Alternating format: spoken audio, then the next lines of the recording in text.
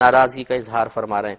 اسی طرح یہ ایک اور بھائی نے پوچھا تھا کہ یہ مشہور معروف ہوتا ہے کہ جی اگر کوئی بہن پیگنٹ ہے تو ایسی عورت کو میت والے گھر نہیں جانا چاہیے، میت کے پاس نہیں جانا چاہیے، کیا ایسی کوئی شرعی حیثیت ہے؟ دیکھیں یہ سب ضعیف الایمان لوگوں کے مکالمے ہیں، ان کے نظریات ہیں، ان کے خیالات ہیں۔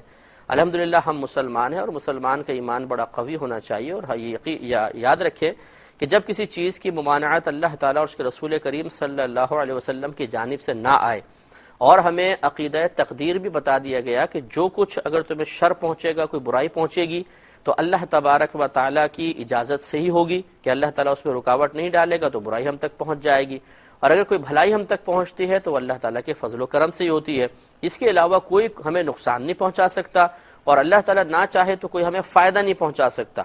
ایسی صورت میں پھر ڈرنا اور یہ دقیانوسی باتیں کرنا، توہم پرستی میں مبتلا ہونا بالکل غلط ہے۔ لہذا خلاصہ کلام یہ ہے کہ چونکہ اللہ تبارک و تعالیٰ اور اس کے رسول کریم صلی اللہ علیہ وسلم نے حاملہ خاتون کے میت والے گھر میں جانے پر کوئی پابندی نہیں لگائی ہے، نہ اس کے لیے کوئی خطرہ بیان کیا ہے، تو اب ان کا وہاں پر جانے میں کوئی حرج نہیں ہے۔ یہ ہماری خود ساختہ باتیں کہ جائیں گے تو شاید بچے پہ ایفیکٹ پڑے گا۔ کیوں پڑے گا؟ اگر کوئی شخص مر گیا، مسلمان ہے، مرنے کے بعد کیا معاذ اللہ وہ کافر بن گیا؟ یا مرنے کے بعد کیا اس پہ عذابات نازل ہونا شروع ہو گئے کہ اس کے بچے کے اوپر اس کے سائیڈ ایفیکٹ ہوں گے؟ وہ ہمارا مسلمان بھائی ہے، ہمارے رشتہ دار ہے، اگر اس کا انتقال ہوا بلکہ وہ نیک ہے تو اللہ تعالیٰ کی رحمتوں کو نزول ہوتا ہے۔ اس سے پہلے شاید اتنے فرشتے نہیں آئے ہوں گے جتنا کسی نیک آدمی کی میت پہ فرشتوں کو نزول ہوتا ہے۔ زمین سے آسمان تک سرکار نے فرمایا فرشتے ہی فرشتے ہو جاتے ہیں۔ تو اگر وہ نیک آدمی ہے تو بہت ہی بابرکت یہ محفل ہے، اس میں تو جا کے برکت حاصل ہوگی۔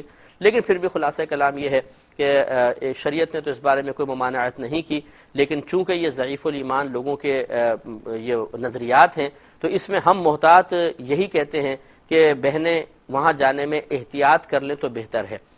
اس لیے نہیں کہ خدا نخواستہ کوئی سائیڈ ایفیکٹ ہوگا، بلکہ اس لیے کہ اگر خدا نخواستہ کوئی بہن گئیں اور وہاں مثلا بچہ پیدا ہوا، اس کو کوئی نقصان پہنچ گیا، تو جاہل انسان فوراً یہ کہے گا دیکھا ہم نے تو پہلے منع کیا تھا نا کہ میت والے گھر میں نہ جاؤ، تم نے مولویوں کی بات مانی، مر گئے۔ تو معاذ اللہ ثم معاذ اللہ اس کا مطلب یہ ہوا کہ جو عالم و مفتی اللہ تعالیٰ اس کے رسول کی بات بتا رہا ہے وہ غلط، اور جو ان کی اپنی خود ساختہ سوچ ہے وہ بالکل صحیح ہے۔ اور اگر وہ خود ساختہ سوچ کے مطابق رزلٹ نکل آیا تو اس کا مطلب ہے قرآن و حدیث سب غلط ہو گئے، معاذ اللہ ثم معاذ اللہ حضرت کی بات صحیح ہو گئی۔ تو یہ اس قسم کے لوگ جو ہیں جب اس پہ اس طرح کمنٹس دیتے ہیں یا تبصرہ آرائی کرتے ہیں تو پھر اس میں ان کے ایمان کے زوال کا بھی اندیشہ ہوتا ہے۔